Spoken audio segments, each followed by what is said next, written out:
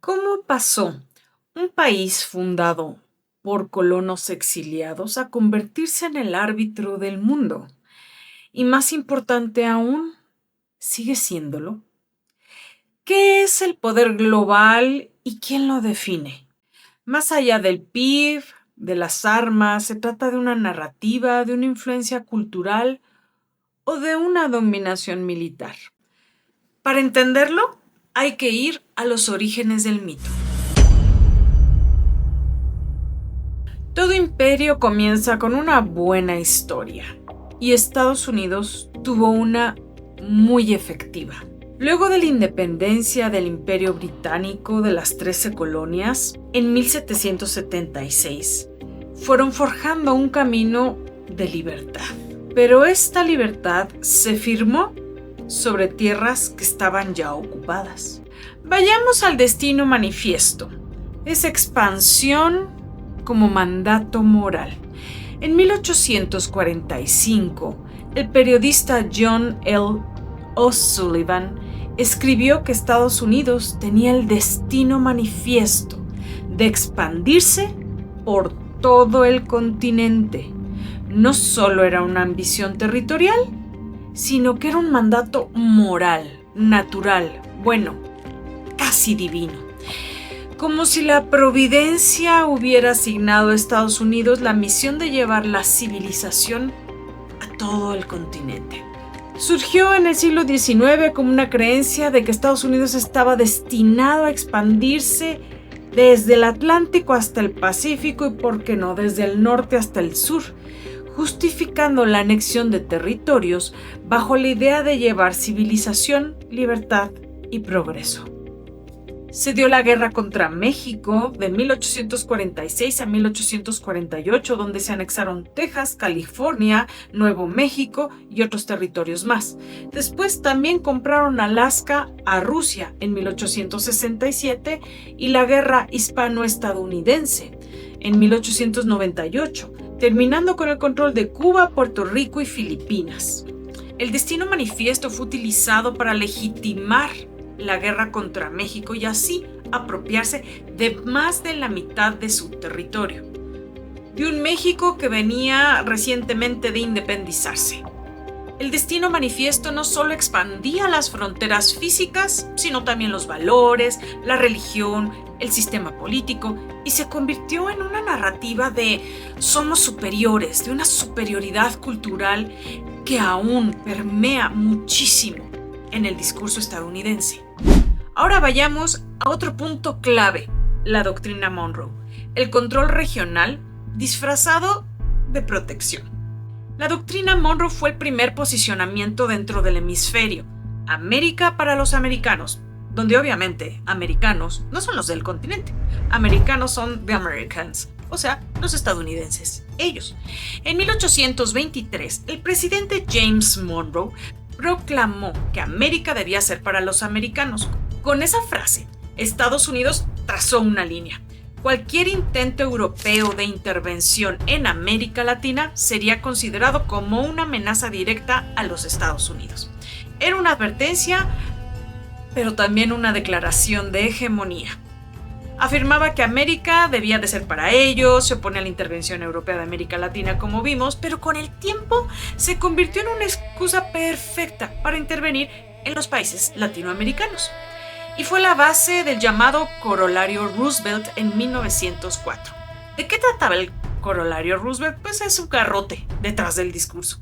Tras la doctrina Monroe, que advertía que Europa no debía de intervenir en América, el presidente Theodore Roosevelt añadió su propio giro. ¿Cómo no? Vamos a ponerle el toquecito. ¿Cuál era la idea?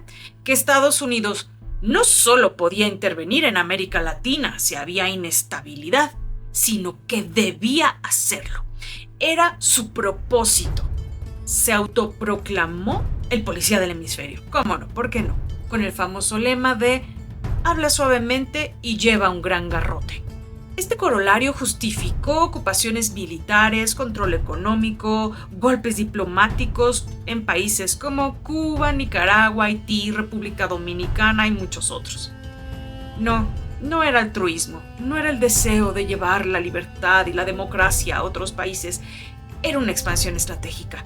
Estados Unidos se posicionaba como potencia regional mientras convertía su influencia en doctrina. Y aunque se presentaba como defensa de la soberanía latinoamericana, en la práctica consolidó el dominio geopolítico de Estados Unidos en el hemisferio occidental.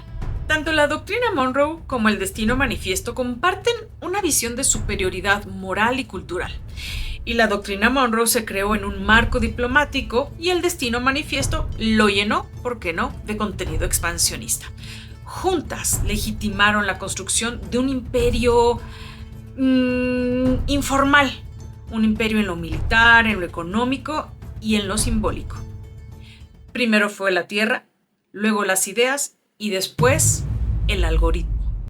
Vayamos a otro punto en el tiempo, la consolidación tras la Segunda Guerra Mundial.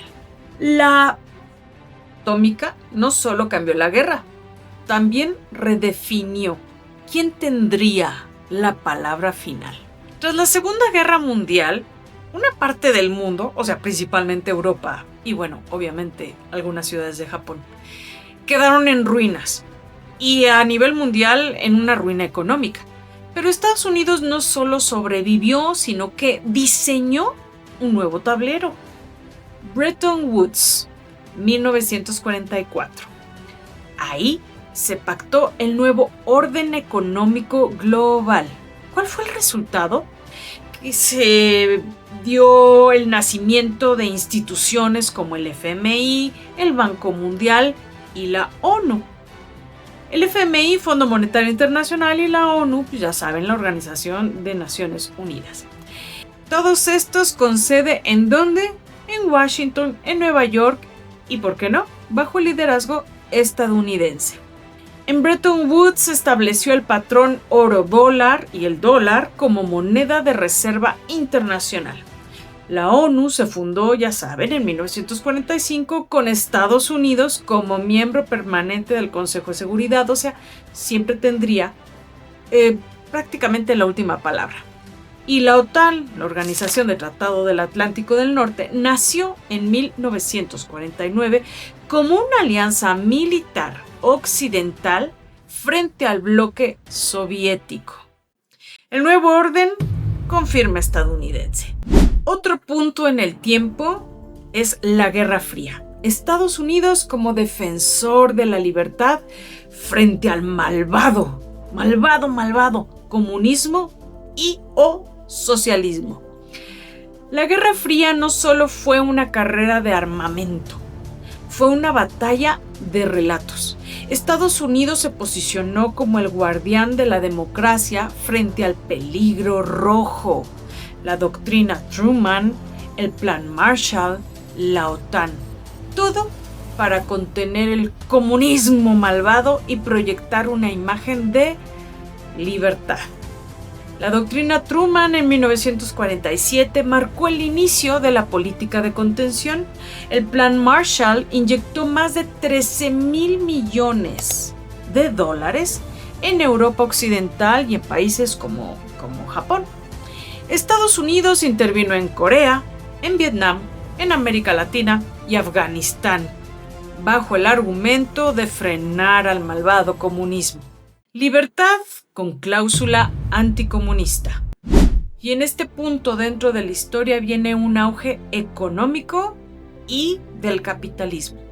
Estados Unidos apostó por el capitalismo industrial, el proteccionismo y la innovación. Su economía se volvió en un sinónimo de poder. El auge económico de Estados Unidos se ubicó principalmente en dos grandes momentos de la historia. El primero, el llamado Los Felices 20, de 1920 a 1929. Tras la Primera Guerra Mundial, Estados Unidos emergió como una potencia industrial y financiera. Recordemos que Europa estaba bastante desgastada después de este conflicto. Esto provocó que en Estados Unidos se diera una época de consumo masivo, de producción en cadena, recordemos el Ford, la expansión del crédito, del crecimiento urbano, y este auge terminó abruptamente con la Gran Depresión de 1929 tras el colapso de Wall Street. otro grande momento que es el auge de la posguerra, de 1945 a 1973. Tras la Segunda Guerra Mundial, ¿quién creen que vuelve a ser ganador? Pues Estados Unidos, porque ¿quién terminó bien fregada? Pues Europa. Estados Unidos consolida su liderazgo económico global. Se beneficia de la reconstrucción europea. Recordemos que mencioné el Plan Marshall, donde soltó dinero para que se reconstruyera Europa. Y se dio el crecimiento industrial, el baby boom y el dominio del dólar. Este periodo se conoce como la Edad Dorada del capitalismo y culmina con la crisis del petróleo en 1973. Clase media con fecha de caducidad. Ahí les va un dato duro. Entre 1945 y 1973, el PIB de Estados Unidos creció de manera sostenida y su clase media, que es la que principalmente sostiene las economías, se expandió como nunca antes. Wall Street controla más del 50% del mercado financiero global. 7 de las 10 empresas más valiosas del mundo son estadounidenses. Capitalismo con receta imperial. Otro punto muy importante en este posicionamiento de Estados Unidos fue nada más y nada menos que Hollywood. Hollywood como un refuerzo narrativo, una fuerza moral y técnica. ¿Por qué creen que Trump está tan interesado en ponerle aranceles a películas de otros países y le interesa que se siga habiendo industria estadounidense? Porque mientras los tanques avanzaban, las cámaras también. Hollywood se convirtió en el brazo simbólico del poder estadounidense. Superhéroes, soldados, astronautas, todos con valores universales que casualmente coincidían con los intereses de Estados Unidos. Hollywood, Silicon Valley, Netflix, Estados Unidos. No solo exporta productos, exporta narrativas, exporta imaginarios. Desde los años 40, Hollywood proyectó enemigos alineados con la política exterior. ¿Quiénes eran los enemigos? Los nazis, los soviéticos, los árabes. ¿Recuerdan todas las películas de acción? Disney, Marvel y la NASA se convirtieron en íconos globales de modernidad, de ciencia, de libertad. Y el cine estadounidense ha representado más del 60% de la taquilla global. Por eso les digo que Trump está enojado, porque ha ido disminuyendo. Y el 80% del contenido audiovisual global, el 80%, tiene influencia estadounidense. 60% de las plataformas digitales más usadas son de Estados Unidos. 400 premios Nobel han sido otorgados a estadounidenses. Libertad de colonizar emocionalmente vía streaming. Recordemos cómo los superhéroes proyectan ideales políticos, libertad, justicia, pero también poderío militar. Y esa idea de que Estados Unidos es el salvador, el policía, vaya, el ombligo del mundo, y que los más fregones, los superhéroes, los que salvan al mundo, ¿en dónde están? Pues en Estados Unidos, obviamente. Y no podemos dejar atrás la tecnología, la ciencia, la educación. Estados Unidos ha liderado en innovación, pero también en desigualdad digital. ¿Quién accede al futuro y quién se queda afuera? 8 de las 10 universidades más prestigiosas son estadounidenses. La NASA tiene 70 años de liderazgo espacial. Google, Apple, Microsoft dominan la infraestructura digital global. Cada vez más universitarios están emigrando a otros países por las políticas antimigratorias que ha establecido Donald Trump en las universidades. Y esto influye mucho porque los cerebros de otros países llegaban a las universidades de Estados Unidos y patentaban ahí sus creaciones y hacían ahí sus creaciones, sus inventos. Ahora que se está frenando, pues están yendo a otros lados. Libertad con código de barras.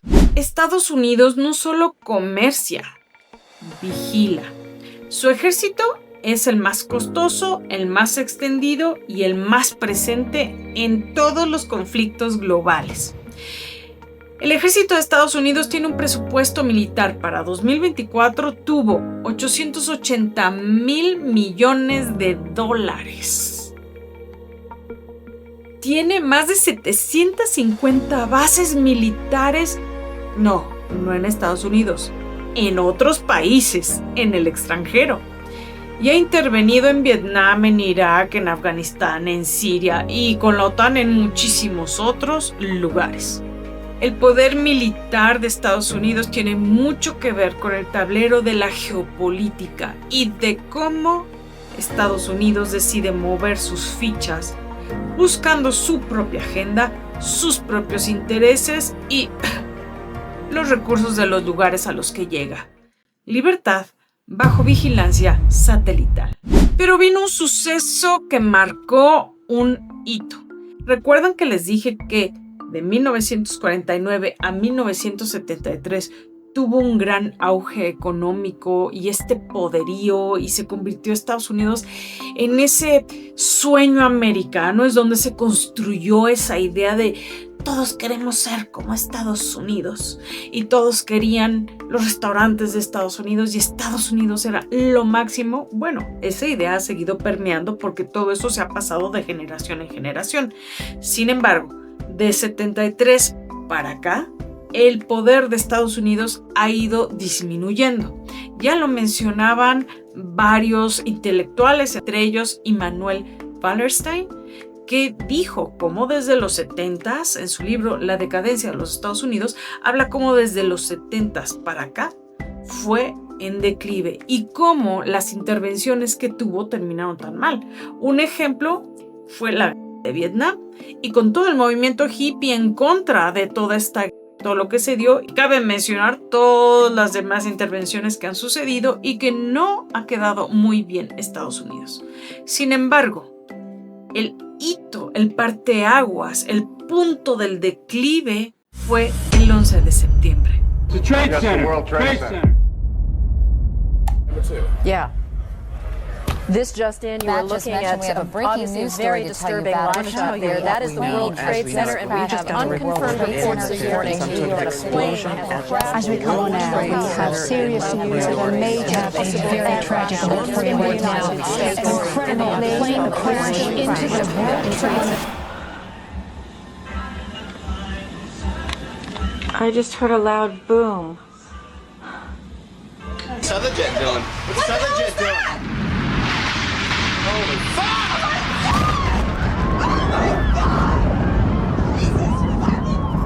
Oh my God. Oh my God. Looks like 6, 7 floors were taken out. And there's more explosions right now. Hold on, people are running. Wait, so hold on just a moment. We've got an explosion inside. The building's exploding right now. You got people running up the street. Okay. Hold on, I'll tell you what's going on. Mom, another plane just crashed into the other World Trade Center. Another plane hit it. A jumbo jet. I'm so scared. I'm leaving. Don't make it. You can't. Bye. I love you. Ese lamentable día donde la vulnerabilidad del país más poderoso se vio expuesta y el poder fue cuestionado. 11 de septiembre, el día que Estados Unidos se vio vulnerable y el resto del mundo también lo vio así. Of the second plane, and you can see it there. Where? I didn't see it. Oh, whoa! Oh my God! We're under attack. And from our vantage point, yeah, clearly difficult to tell. We're under attack. What type of plane that is, but it's a horrific scene. All right, we've just been told also, Michael, sorry, the New York Stock Exchange is being evacuated, as is, I'm sure, much of Wall Street, if not all of it, as much as possible. But the New York Stock Exchange has suspended trading for the moment. Stay on page 153.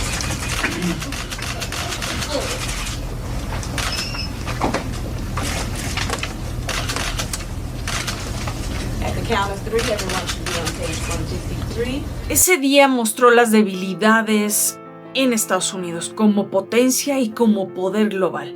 Fue el quiebre de la percepción de la seguridad, de la fortaleza que veíamos en un Estados Unidos como algo impenetrable. Fue muy lamentable, fue muy triste por la cantidad de gente civil y de vidas, de bomberos, de personas que ni la debían ni la temían y lamentablemente fallecieron en ese terrible hecho. Y ahí fue donde vimos a ese gigante que percibíamos todopoderoso casi, como fue vulnerable. Ese gigante al que pudo ser debilitado y que se vio terriblemente afectado. Ahí fue un punto de quiebre en el orden mundial. Ahí empezaron a moverse las fichas en el tablero geopolítico de este nuevo orden que se está gestando y que Estados Unidos está muy molesto de que se vaya dando y que se esté concretando. Desde 2 décadas antes venía y el 11 de septiembre fue el punto de quiebre. Esta contra el terrorismo, las decisiones impopulares de decir que en Irak había armas bioquímicas y que había que invadirlo, toda esta narrativa que inventó Bush y que después se descubrió que no existían estos laboratorios de armas químicas y que fue solo un pretexto para invadir, inventando que se iban a agarrar a que Osama Bin Laden, que se iban a agarrar que Hussein, todo este tipo de narrativas y pretextos para invadir países, pues se volvieron muy impopulares, no solo en Irak y Afganistán, sino que minaron su legitimidad internacional. Tras los atentados del 11 de septiembre de 2001, Estados Unidos aprobó también la llamada Ley Patriota. Su nombre completo es prácticamente una ironía, porque se supone que es así lo dice, ley para unir y fortalecer Estados Unidos, proveyendo herramientas apropiadas para interceptar y obstaculizar el terrorismo. En otras palabras, más vigilancia y menos privacidad. Por ejemplo, podían realizar escuchas telefónicas itinerantes, es decir, podían seguir a una persona, no solo al número. Entre otras, el acceso a los registros personales, registros financieros, médicos, bibliotecarios, sin ninguna orden judicial.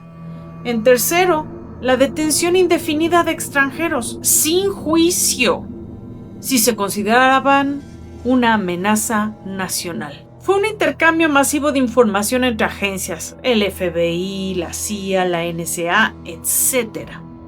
Y obviamente la ciudadanía pudo resentir, sobre todo la más informada, cómo su privacidad estaba siendo violentada sobre pretexto de proteger y obstaculizar el terrorismo.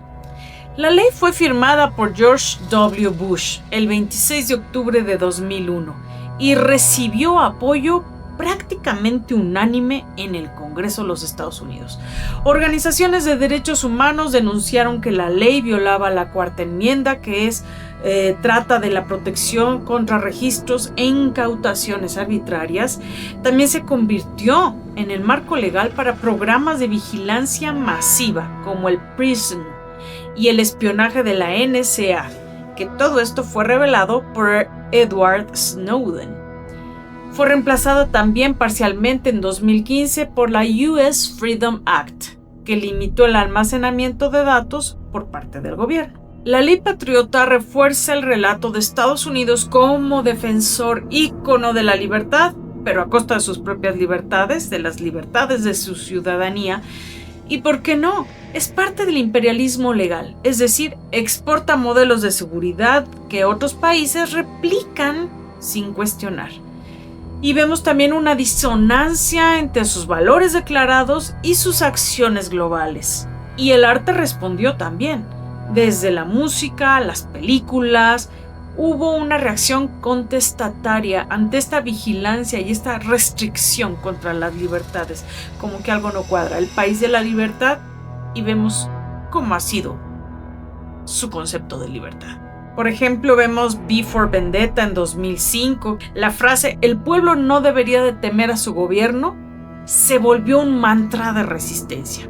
Otra película, Enemy of the State en 1998, Snowden en 2016, que muestran cómo el Estado vigila incluso a un ciudadano común, a un ciudadano de a pie. También otra película, Zeitgeist de 2007, que fue un documental viral que cuestionó la narrativa oficial del 11 de septiembre y el uso del miedo como una herramienta de control. Hollywood presenta a héroes, pero también filtra sus miedos. Contradicciones internas.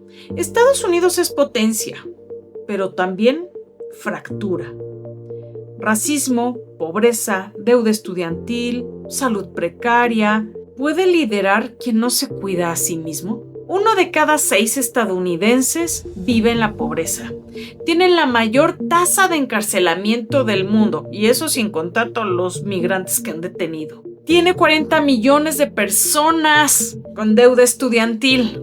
Vemos protestas, vemos la falta de salud pública. No te puedes enfermar porque te cuesta la vida. No puedes hacerte de una casa. Te pintan un sueño del sueño americano con tu casa, tus hijitos, muy felices cuando estás endeudado impresionantemente y no puedes darte el lujo ni de enfermarte. Y bueno, ir al dentista pues le sale más barato venir a México, viajar, quedarse unos días y atenderse por acá. El imperio más poderoso también es el más herido. La administración de Donald Trump, su America First y su Make America Great Again. Y con esto, el probable colapso del prestigio internacional. Cuando el líder del mundo empieza a sonar más como un CEO egocéntrico, algo está cambiando. Vemos en la reciente administración un aislamiento.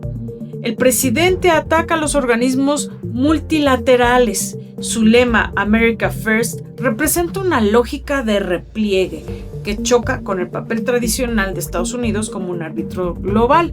Pero por un lado vemos un Donald Trump que quiere establecer la paz en Ucrania, que quiere terminar con el conflicto armado entre Irán e Israel, pero detona explosivos o detona misiles en Irán, pero también lo promueven como Nobel de la Paz, aunque haya hecho eso. Hay una disonancia en el discurso y con los hechos. Una cosa es lo que se dice y otra cosa es lo que se hace. Sin embargo, también vemos que ha tenido una ruptura con aliados tradicionales, un tipo de extorsión con sus aliados tradicionales. Lo vemos con Canadá, lo vemos con Europa, y esta retórica polarizante, el poner todo esto en juego, hizo que muchos países y muchas personas empezaran a ver a Estados Unidos como un peligro para la democracia. Según encuestas internacionales, empieza a haber esta sensación antiamericana, antiestadounidense, que si de por sí ya venía desde los años 70 para acá, pues se ha consolidado. La percepción global de Estados Unidos ha cambiado, incluso con sus socios.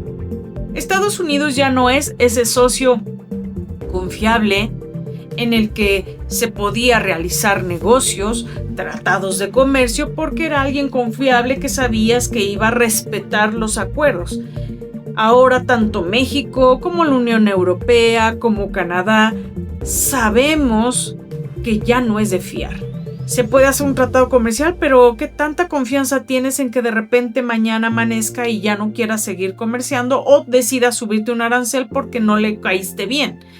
Y está sucediendo en este declive que vino gestándose desde los 70s y que el punto de quiebre fue el 11 de septiembre tras mostrarse vulnerable, además de toda esta fractura en su sistema económico, político y social, que ha empezado a ser muy perceptible gracias a Internet, gracias a que la gente empieza a conocer qué está pasando realmente en Estados Unidos.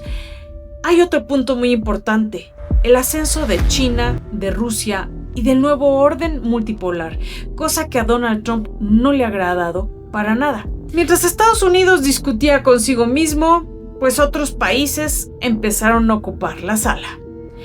vemos que ha habido una inversión global de China, ha tenido una estrategia silenciosa pero firme. China ha expandido su poder sin necesidad de armamento, sin necesidad de milicia, a través de rutas comerciales, de acuerdos, de tecnología y de Internet, como TikTok. Rusia volvió a la escena en todos estos años con acciones provocadoras y con alianzas estratégicas, como los BRICS. Y empezó a generarse un concepto de desoccidentalización en el poder global. Pero no solo en el poder global, sino en la percepción de la gente. La gente ya no ve con los mismos ojos encantados a ese Estados Unidos de brillitos y un halo dorado que parecía en los 60s, en los 70s, todavía en los 80s y 90s. ¿Puede seguir llamándose potencia dominante un país que ya no impone el ritmo del planeta?